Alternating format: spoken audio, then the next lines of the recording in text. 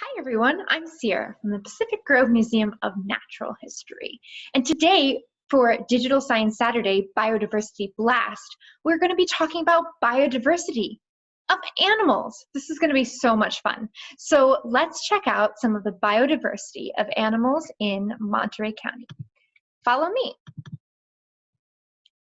So today we're going to be talking about this big word biodiversity of the animals right here in Monterey County. One of the animals that we can see in Monterey County is this one. Does anyone know what it is? If you guessed that it's a bobcat, you're right. We're going to be talking about a lot of different animals today.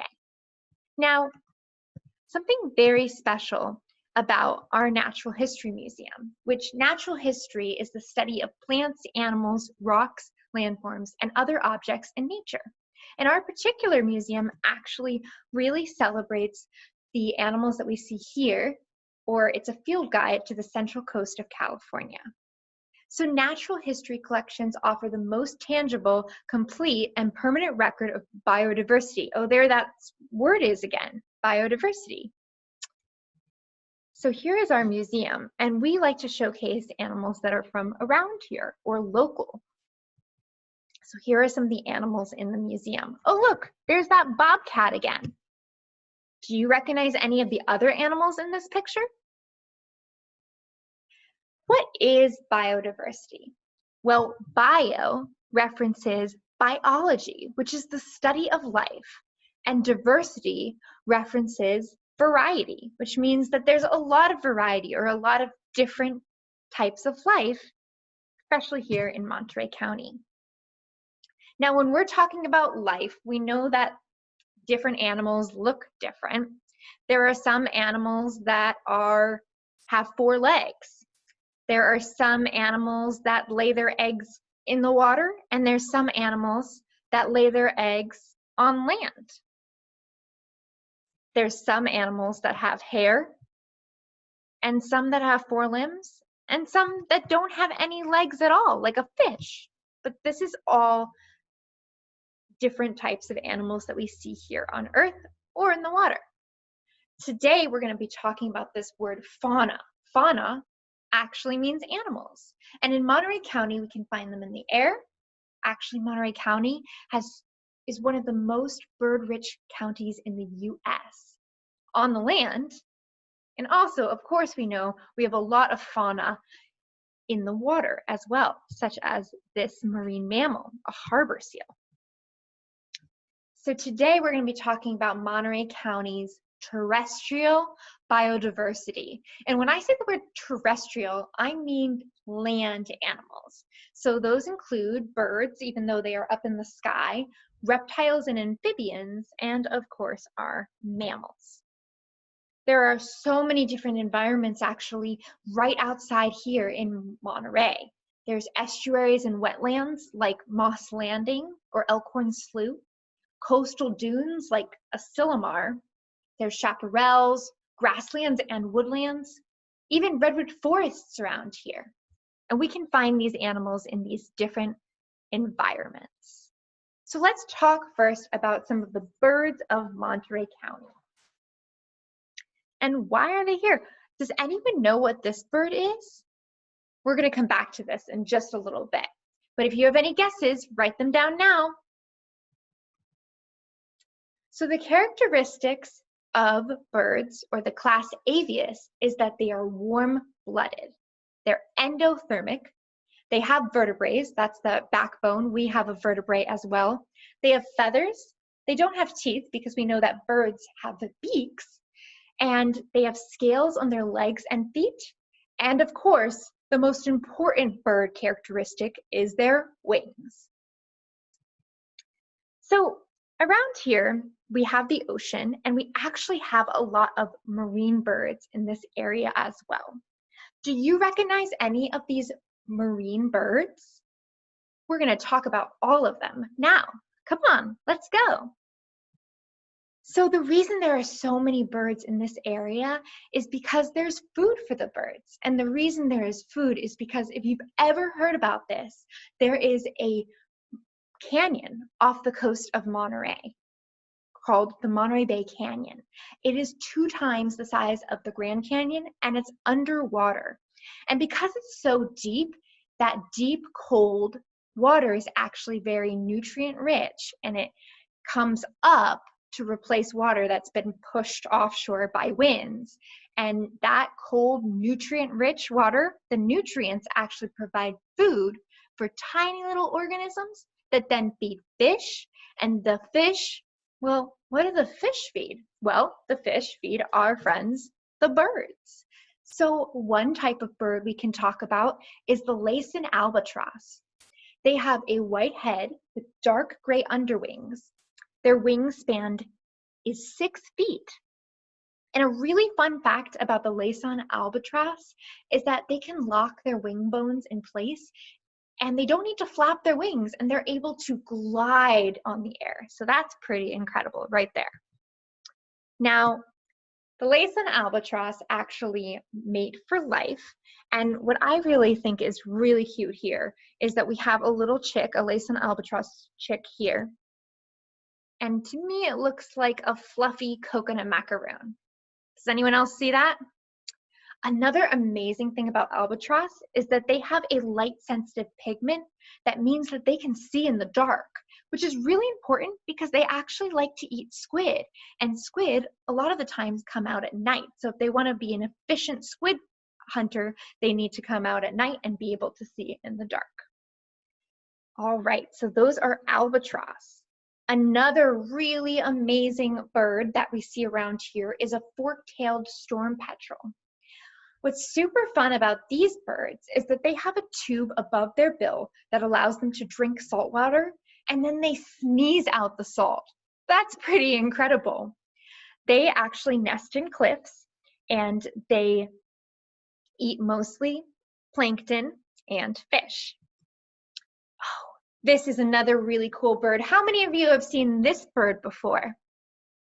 All right, so this is the black oystercatcher, and their definitive feature, or the thing that makes them the black oystercatcher, is that you can see they are black all over.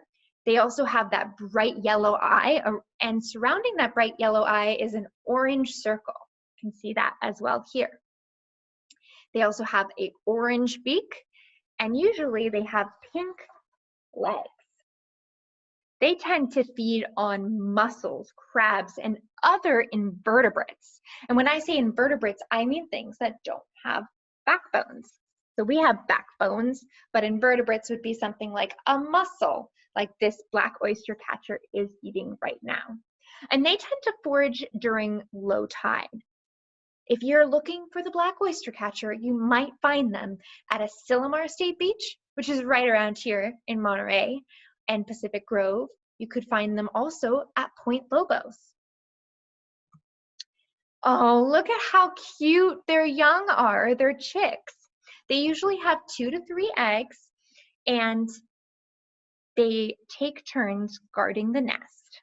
The chick will leave its nest as soon as its down dries, and then it will go out and forage for food for itself. All right, coming up here we have, that was the bird from earlier. How many of you guys got it correct that it was the California condor? Great job. This is a very important bird to hear in California. They're actually the largest flying bird in North America. It can fly for miles without flapping its wings. It has a wingspan of 10 feet, can fly up to 15,000 feet, and they can live up to 60 years. What an amazing bird. Now, that is definitely a face only a mother could love, but look at their chicks here, and also you can see here them looking after their chick here and feeding their chick. Now, these are amazing birds because they were actually in a captive breeding program to keep them from going extinct.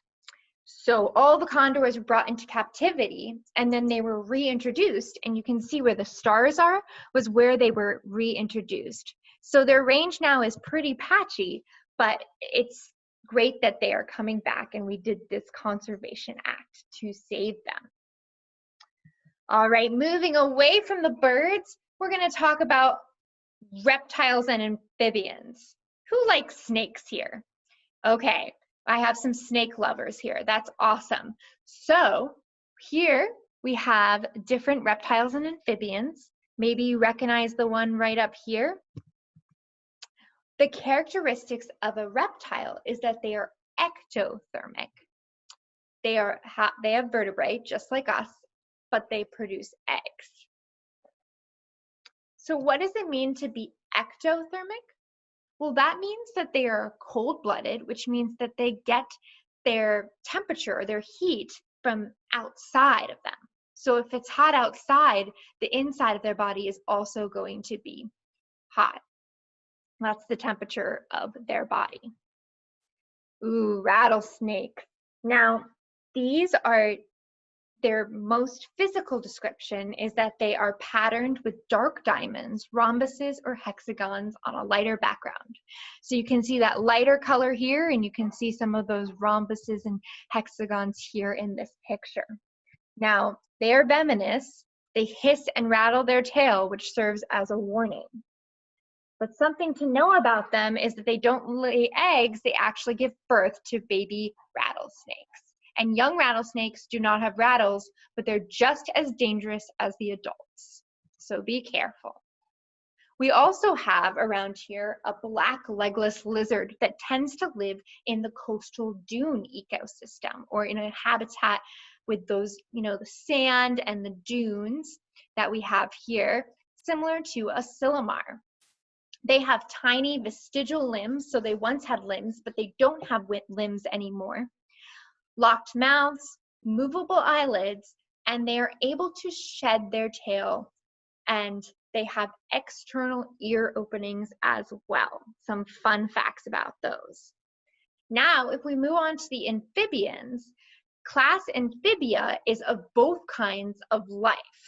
So when I say of both kinds of life, that's because when they are young, which we can see here, is that they actually look kind of like a fish, but as they grow and develop, then they have lungs. And so they go through this metamorphosis, this change from when they are a larva where they look more like a tadpole, and they go through this change and then they'll full on have lungs. They are also ectothermic, so cold-blooded. They're tetrapod vertebrates. When I say tetra means 4, and these animals have 4 legs once they are fully developed into the adult, which you can also see here.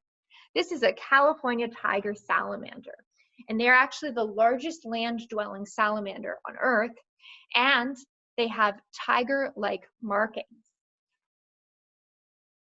So now we are going to talk about Monterey County mammals. So we have here a few pictures of mammals that we might see in Monterey County. Maybe you recognize some of these. Maybe you've even seen some of these animals here in Monterey County. So the first one we're going to be talking about is the black bear. And what's super special about the black bear is that it doesn't actually have to have black fur. It can have brown, tan, or gray fur, and can still be a black bear. In Monterey County, sightings are rare of black bears because they don't often leave the forest. But if you do want to spot one, you might want to go out at dusk or dawn because that is when they are hunting. In terms of their athletic attributes, which means their ability to jump, swim, run, they can run up to 35 miles per hour. They are incredible swimmers, and they're excellent tree climbers as well. They tend to have 1 to 6 cubs, and they tend to give birth in the middle of the winter. And twins are actually common amongst these animals as well, so they might have twins. And then they use the spring to explore the environment or explore nature with their mom. This is actually the only bear currently living in California, is the black bear. And now we have the mountain lion as well. So the mountain lion has one of the greatest range of any large wild mammal in the Western Hemisphere. So they can be found anywhere from Canadian Yukon to the southern Andes of South America. And they are adaptable to almost every habitat. That's pretty incredible. They can run up to speeds of 50 miles per hour, but they're best at short, powerful sprints. And they can roam up to 25 miles in one night. They can also cover up to 40 horizontal feet in one leap, or up to 18 feet vertically. How many of you can leap that far? I know I definitely cannot. In terms of their babies, they have kittens, and they usually have one litter which has 2 to 4 kittens. Look how adorable these kittens are. Usually they are solitary animals, but they will definitely mate to have these adorable kittens. Now the bobcat. Now this bobcat I actually saw at Pinnacles National Park. And what we see here is that it's hiding in some vegetation or some plants there. Now their activity peak is around dusk and dawn, but they can be active at all times of day. They're also solitary animals, which means that they really like to be alone. And so they are primary nocturnal, which means that they mostly are out at night. They are actually one of the most common wildcats in North America. And this is really awesome. One of our volunteers actually snapped some photos of this animal in action here. It has a gopher in its mouth that it's about to eat. Yum, yum, yum. And look at those bobcat kittens. They're so adorable. These bobcats usually produce 1 to 8 kittens. But here we see 2, maybe 3, maybe a third is somewhere. And look at how adorable these kittens are. Oh, that one looks a little sleepy. Getting a little tired by my talk there, bobcat? All right, let's keep moving. Bobcats' athletic attributes. They're good climbers. They're good sprinters. They can run up to 30 miles per hour, reducing their noise while hunting because they can replace their front feet with their back feet really quickly so that they don't make as much noise. And they can stalk their prey and can pounce up to 12 feet. Ooh, the coyote. This is a favorite of many. They are also native to California, which means they are local to this area. And their genus and species is Canis latrans, where canis means dog and latrans means barking or roaring. However, coyotes can smell, see, and hear better than any dog. Coyotes actually will eat almost anything. Rabbits, rodents, fish, frogs, insects, you name it. They can run up to 40 miles per hour, and they're actually good swimmers, which not a lot of people know that, but that's pretty incredible. There was actually a study done that noticed that there was actually fish in the diet of coyotes as well as sea mammal, so marine mammals in the diet of a coyote. That's pretty interesting for sure. And in terms of their life history or the babies that they will have or their pups, they have around 1 to 12 pups in their litter. Ooh, you might have seen this animal a lot. This is a black-tailed deer, and they can be found in dry brushlands to high tundra and the riparian areas in dry regions, young forests, and all over coastal central California. So they actually eat mostly plants, which you might know if you have a garden. A deer has probably walked through it and tried to eat one of your plants. They have, in terms of their athletic attributes, they use bounding hops like those of jackrabbits called stotting or pronking to escape predators.